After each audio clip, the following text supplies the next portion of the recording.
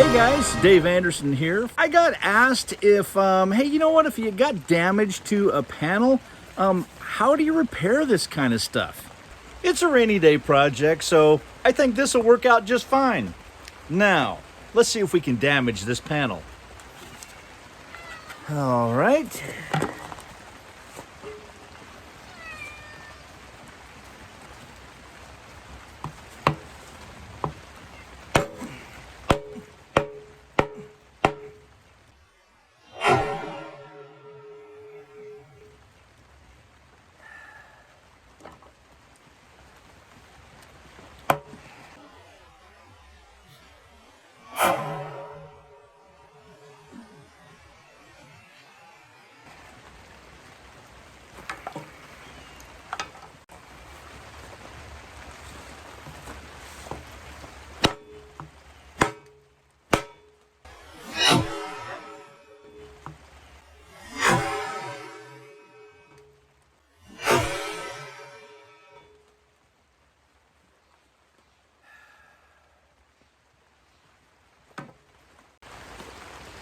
Well, it appears as though first I got to find a way to damage the panel.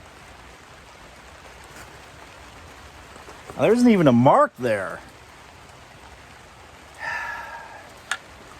And this is the panel I threw out of the truck going 40 miles an hour.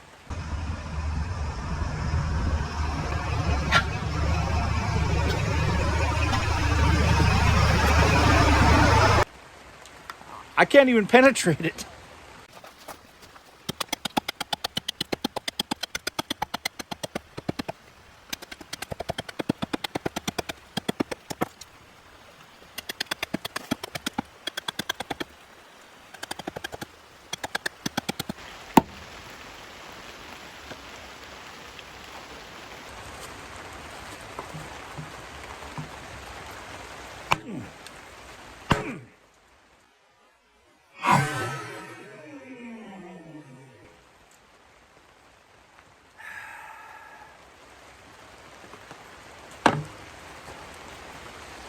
Well, sorry guys, I'm having a heck of a time trying to get this panel damaged. So I think what I'm going to do is use this panel that I blasted with a 12 gauge.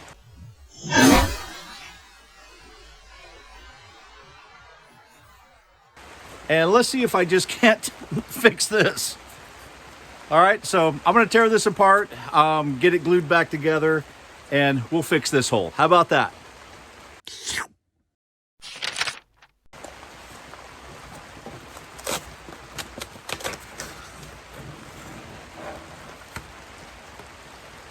Whew.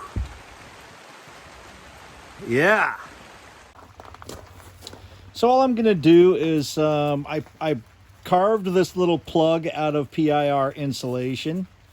And it's because I've evacuated so much when I shot it with a shotgun. So this is just to fill the hole. Push it in about right there. That's all I need. Okay, next step. So you can pick up this type of bondo. It is fiberglass bondo, and you can pick this up at Walmart. You can pick it up at any automotive store. A little bit of hardener. That's really all we need.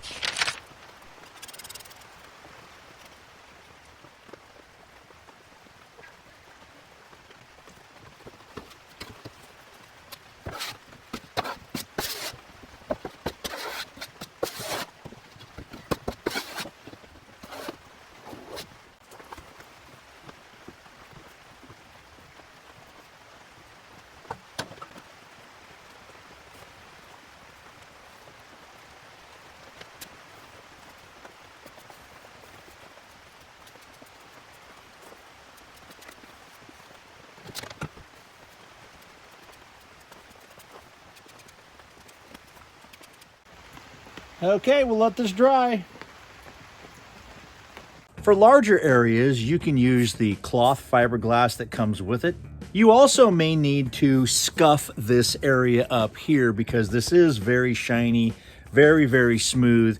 You might need to scuff it up, and that will help the fiberglass to adhere to the panel a little bit better.